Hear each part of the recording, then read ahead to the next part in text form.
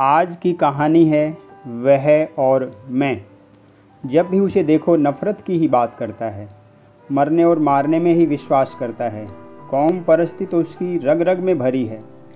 एक वर्ग विशेष से तो वह ऐसी घृणा करता है मानो उन्होंने इस धरती पर आकर बहुत बड़ा पाप कर दिया हो। जो परिभाषा आज के राजनीतिज्ञ की कही जा सकती है वह उस पर सटीक बैठती है। गुंडों की उसके पास पूरी फौज है। वह ऐसे ऐसे भी लड़के रखता है कि खून वह कर दे तथा इल्ज़ाम वे अपने सिर पर ले लें। मैं बात कर रहा हूँ तेजा की। गठा हुआ भारी भरकम शरीर, नीचा कद, मोटी मोटी आँखें, उभरा हुआ सीना, अपने सामने हर किसी को तुच्छ समझना, दबकर मदिरा सेवन करना, ये तेजा के विशेष गुण हैं जिनके कारण वह किसी से भी पंगा लेने को तैयार रहता है। लोग उसका सम्मान दिल से नहीं खौफ के कारण करते हैं। वह जहाँ भी बैठता है वातावरण में घुटन सी भर देता है। एक बड़े राजनेता के पास उसकी थोड़ी बहुत उठ बैठ है जिसके कारण वह अपने को इतना बड़ा शहंशाह समझता है। मुझसे उसका जब भी मिलना हुआ वह लगभग ऐसे ही वक्त हुआ जब उसने मदिरा का सेवन कर रखा हो। उसके मदिरा सेवन का कोई निश्चित समय नहीं है। दिन में भी वह चलती चलती गाड़ी में किसी वक्त भी कर लेता है। उससे मिलने में मेरी कोई दिलचस्पी नहीं होती, फिर भी सामाजिक लिहाज से यदा कदा मिलना हो जाता है। मुझे वह बहुत ही हल्का आदमी समझता है क्योंकि उपरोक्त गुणों में से मुझ में तो एक भी गुण नहीं है। एक दिन तो गुस्से में उसने मुझे गंदी नाली का कीड़ा भी कह दिया। मैं समझता हूँ कि गंदी नाली के कीड़े की तो फिर भी थोड़ी बहुत पहचान है, पर उसके सामने मेरी कोई पहचान नहीं है। उससे बहस करने या उससे किसी सिद्धांत आदि की बात करने से मैं खुद को टालता रहता हूँ। मैं जो भी समाज बनाता हूँ वह उसे एक फूंक में उड़ाने की ताक में रहता है। वह जिनके भी पास बैठता है वे तथाकथित ऊंचे लोग होते हैं। वह व्यक्ति का रुतबा, कोठी, कार, पैसा और गुंडों की फौज से आंकता है। मैं खुद को हमेशा एक आम आदमी से जोड़ कर रखता हूँ। उसे भरोसा है कि अपने उपरोक्त गुणों के कारण वह एक जिले विशेष में छा जाएगा, मगर मुझे भरोसा है कि अपने प्रेम, सद्भाव, समन्वय, वसुधैव कुटुंबकम की भावना के कारण मैं दुनिया भर के लोगों से जुड़ सकता हूँ। शांति और प्रेम मेरे दो हथियार हैं जिनके बल पर मैं सारे विश्व को अपना बनाने की सोच रखता हूँ। वह मुझे कुछ नहीं समझता और मैं भी उससे किसी प्रकार का भय नहीं खाता। उसका मानना है कि उससे पंगा लेकर कोई जिंदा नहीं रह सकता, जबकि मेरा मानना है प्रभु इच्छा के बगैर कोई भी किसी का बाल भी बांका नहीं कर सकता।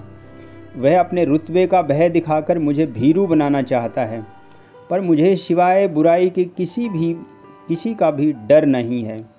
वह मुझे बहुत ही तुच्छ मानता है, पर मैं उसके अंदर भी उसी प्यारे प्रभु को खोजता हूँ और यदा कदा मुझे उसके दर्शन भी हो जाते हैं। वह जो भी काम करता है अपने नाम के लिए करता है। वह परमात्मा में विश्वास करने की बात करता है, पर जो उसके सामने पूंछ हिलाते हैं उसका प्रेम बस उन्हीं पर बरसता है। मैं कविता लेखन का कार्य करता हूँ। जो भी कविता लिखता हूँ दिल से लिखता हूँ, परहित की कामना से लिखता हूँ। मैं सोचता हूँ कि मेरी कविताओं का प्रकाश एक दिन पूरे विश्व में फैल जाएगा और शांति और प्रेम एक दिन पूरी दुनिया को अपने आगोश में ले लेगा। मैं एक ऐसी व्यवस्था में यकीन करता हूँ जहाँ मजदूर का भी सम्मान हो, वह भी अपनी ज़रूरत के सभी साधन जुटा पाए। मैं यकीन करता हूँ हमारी सकारात्मक सोच के कारण हमारा विकासशील देश जल्दी ही विकसित बन जाएगा। सभी खुशहाल नजर आएंगे, सभी के सब तरह के अभाव दूर हो जाएंगे। मुझे मैला साफ करने वाले सफाई कर्मचारी से भी उतना ही प्रेम है जितना प्रेम इस विश्व के ऊंचे से ऊंचे इंसान से। मुझे उन दोनों में उसी का नूर दिखाई पड़ता है।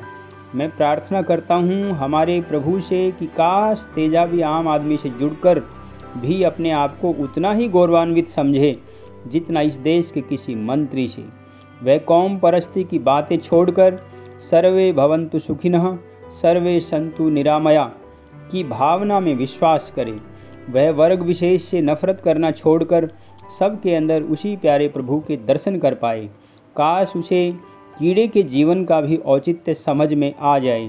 काश समय रहते वह समझ पाए कि उस कीड़े को भी धरा पर भेजने वाला वही प्यारा प्रभु है। काश वह गुंडों की भर्ती करना बंद कर सज्जनों से मेल मिलाप बढ़ाना शुरू कर दे। उसे समझ आ जाए कि दीपक खुद जलकर ही औरों को प्रकाश दे सकता है। काश वह विश्व के प्राणी मात्र में उसी प्यारे प्रभु का रूप देख पाए। दोस्तों, इस कहानी के विषय में आप क्या विचार रखते हैं और कहानी आपको कैसी लगी कमेंट बॉक्स में लिखकर मुझे ज़रूर बताएं। और यदि कहानी आपको पसंद आए तो कहानी को लाइक करें, शेयर करें, और यदि आप चैनल पर नए हैं तो चैनल को सब्सक्राइब भी कर लें। बेल बटन भी दबा दें ताकि जब भी मैं कोई नई कहानी डालूं तो नोटिफिकेशन आपके पास पहुंच जाए। फिर एक नई कहानी के साथ मिलना होगा। तब तक के लिए नमस्कार, जय हिंद, जय भारत।